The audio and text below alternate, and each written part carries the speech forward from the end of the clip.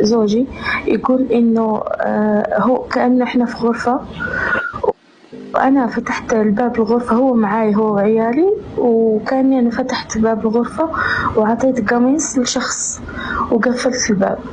بعدين هو شاف، يعني هو طلع من البيت وشال عياله وقاعد يشوفني، يعني أنا قاعدة أطل عليه من الشباك، وقاعد يشوف الشخص هذا قاعد يطعني من ورا ظهري.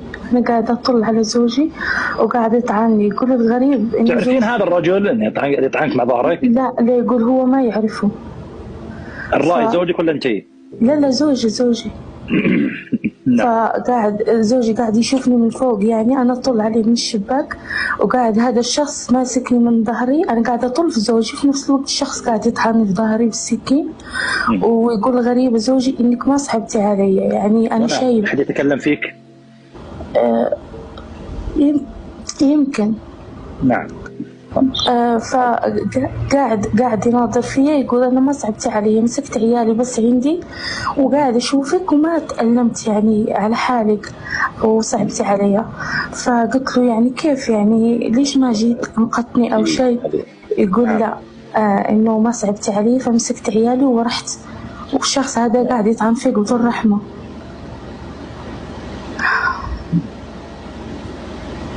ما أدري من أنت، يمكن أسألك سؤال أسئلة بس خفيفة. تفضل.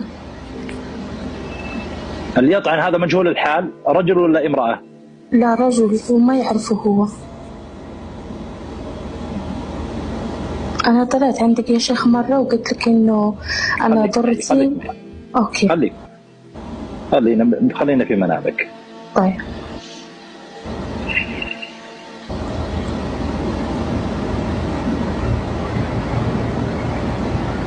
المنام يدل على في شخص يتكلم في شخصك.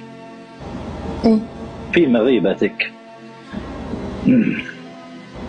لكن انت زوجك ذكرتي ضره، انت ما انت الثانية ولا الأولى؟